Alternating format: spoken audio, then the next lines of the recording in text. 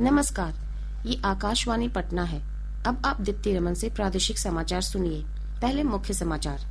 Iran पर America और Israel के हमलों से उत्पन्न हालात के बीच प्रधानमंत्री नरेंद्र मोदी आज रात केंद्रीय रक्षा समिति की बैठक करेंगे। ईरान पर अमेरिका और इजरायल के हमले को देखते हुए मध्य पूर्व में स्थित भारतीय दूतावासों में भारतीय नागरिकों से सावधानी बरतने का केंद्र सरकार ने परामर्श जारी किया। रंगों के त्योहार होली को लेकर बाजारों में रौनक, अबीर, गुलाल, पिचकारी, कपड़ों और मिठाइयों की बिक्री बढ़ी। और आईसीसी T20 क्रिकेट विश्व कप में भारत का मुकाबला वेस्ट इंडीज से हो रहा है। अब समाचार विस्तार से। ईरान के सर्वोच्च नेता अयतुल्लाह अली खामेनेई की अमेरिका और इजरायल के हवाई हमलों में मौत हो गई है। ईरान के सरकारी टेलीविजन ने भी खामेनेई की मौत की पुष्टि की है। खबरों के अनुसार इन हमलों में ईरान के लगभग 40 अधिकारी भी मारे गए हैं। हमारी संवाददाता ने बताया है कि ईरान में 40 दिनों के राजकीय शोक की घोषणा की गई है। खबरों के मुताबिक ईरान के सर्वोच्च नेता की मौत अमेरिका और इजरायल के संयुक्त हवाई हमले के बाद हुई है, जिसमें ईरानी सैन्य और सरकारी ठिकानों को निशाना बनाया गया। एक वरिष्ठ इजरायली अधिकारी के अनुसार खामनेई का शव बरामद किया गया है। इससे पहले राष्ट्रीय टेलीविजन पर प्रसारित अपने संबोधन में इजरायल के प्रधानमंत्री बेनियामिन नेतन्याहू ने कहा था, चिमेशिया में तनाव तेजी से बढ़ गया और पूरे क्षेत्र में व्यापक जवाबी कार्रवाई हुई। ईरान के सर्वोच्च नेता खामनेई के कार्यालयों के पास तेहरान समेत कई शहरों में विस्फोटों की खबर मिली। ईरान की सरकारी मीडिया ने कम से कम 200 से अधिक लोगों की मौत और 700 से अधिक लोगों के घायल होने की सूचना दी है। समाचार कक्ष से फरहत नाज। विदेश मंत्रालय ने भारत में रह रहे ऐसे सभी विदेशी नागरिकों के लिए परामर्श जारी किया है जो अपने वीजा के विस्तार या अपने ठहराव को नियमित करना चाहते हैं। यह परामर्श पश्चिम एशिया के ताजा घटनाक्रम को देखते हुए जारी किया गया है। मंत्रालय ने कहा है कि ऐसे नागरिकों को नजदीकी विदेशी क्षेत्रीय पंजीकरण कार्यालय से संपर्क करना चाहिए। ईरान पर अमेरिका और इजरायल के हमलों से उत्पन्न हालात के बीच प्रधानमंत्री नरेंद्र मोदी आज रात केंद्रीय रक्षा समिति की बैठक करेंगे। कैबिनेट कमेटी ऑन सिक्योरिटी की इस बैठक में मध्य पूर्व के हालात पर चर्चा होगी। पश्चिम एशिया में भारतीय दूतावासों ने भारतीय नागरिकों से ईरान पर अमेरिका और इजरायल के हमले को देखते हुए परामर्शों का पालन करने की अपील की है। इन दूतावासों ने भारतीय नागरिकों से कहा है कि वे अत्यधिक सावधानी बरतें और अनावश्यक आवाजाही से बचें। दूतावासों ने किसी भी आपात स्थिति में सहायता के लिए हेल्पलाइन नंबर और ईमेल भी जारी किए हैं। एक रिपोर्ट। इजरायल में भारतीय दूतावास +97254752071 पर संपर्क किया जा सकता है। ईरान की राजधानी तेहरान स्थित भारतीय दूतावास का नंबर है +989932179359। संयुक्त अरब अमीरात की राजधानी अबू धाबी के भारतीय दूतावास का टोल फ्री नंबर 800-46342। सऊदी अरब के रियाद स्थित भारतीय दूतावास का नंबर है 00966114884697। कतर की राजधानी दोहा स्थित भारतीय दूतावास का नंबर है 009745564750। फलस्तीन के मामलों में रामल्ला स्थित भारतीय प्रतिनिधि कार्यालय से संपर्क किया जा सकता है। कुवैत स्थित भारतीय दूतावास से संपर्क के लिए ईमेल है community.kuwait@mea.gov.in और हेल्पलाइन नंबर है +96565501946। बहरीन स्थित भारतीय दूतावास का नंबर है 009733941807। समाचार कक्ष से शक्ति सिंह। पश्चिम एशिया में जारी तनाव के बीच दिल्ली हवाई अड्डे पर यात्रा परामर्श जारी किया गया है। परामर्श में कहा गया है कि पश्चिम की ओर जाने वाली उड़ानों में देरी हो सकती है या समय में बदलाव हो सकता है। यात्रियों को उड़ान के बारे में ताजा स्थिति की जानकारी लेने की सलाह दी गई है। यात्रियों से अनुरोध किया गया है कि वे सटीक जानकारी के लिए आधिकारिक वेबसाइट www.newdelhiairport.in देख सकते हैं। इधर ईरान के सर्वोच्च नेता की मौत के बाद भारत में कश्मीर, लखनऊ, मुंबई और कर्नाटक में शिया समुदाय के लोगों ने सड़कों पर विरोध प्रदर्शन किया है। दिल्ली में ईरान का सांस्कृतिक भवन के बाहर लोगों ने खामेनेई के निधन पर बैठक की। राष्ट्रीय जनता दल ने भी ईरान पर अमेरिका और इजरायल के हमले को पूरी मानवता के विरुद्ध हमला करार दिया है। राजद के सोशल मीडिया पोस्ट में कहा गया है कि भारत ने अपना एक दोस्त खो दिया है। इधर लोजपा रामविलास के राष्ट्रीय अध्यक्ष चिराग पासवान ने कहा है कि भारत कभी भी युद्ध के पक्ष में नहीं रहा है।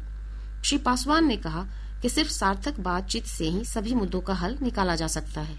इंटरनेशनल डिप्लोमेसी में भारत की यही भूमिका है कि अपने पुराने दोस्तों के साथ साथ अपने नए दोस्तों को भी साथ लेकर चलें। हम लोग कभी भी युद्ध के पक्षधर नहीं रहे हैं, हम लोग हमेशा शांति के पक्षधर रहे हैं। जितने भी पक्ष इसमें इन्वॉल्व हैं, बैठकर सुलझाने का प्रयास किया जाना चाहिए।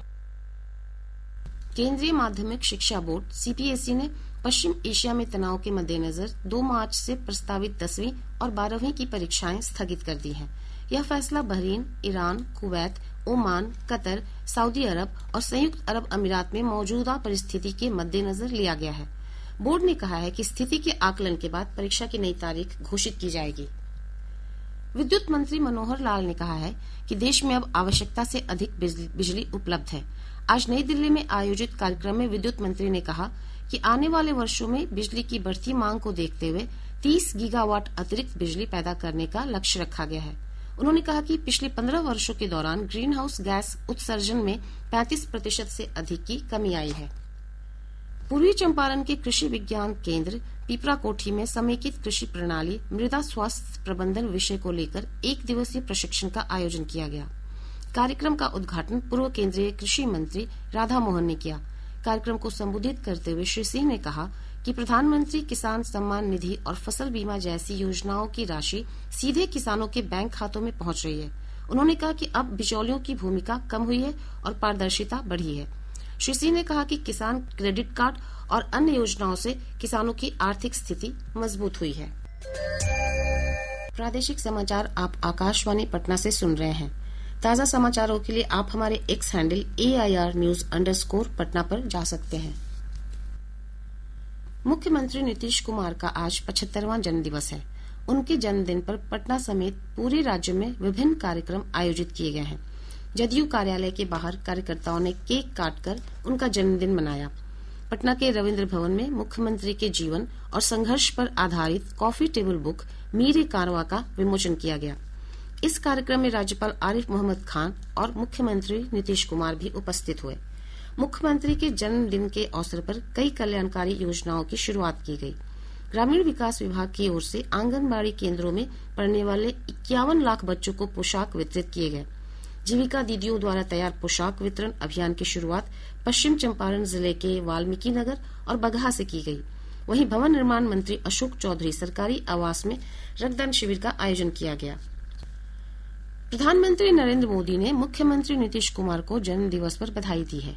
बिहार विधानसभा के अध्यक्ष डॉक्टर प्रेम कुमार ने भी मुख्यमंत्री नीतीश कुमार को उनके जन्मदिन पर बधाई देते हुए उनके स्वस्थ और दीर्घायु जीवन की कामना की है।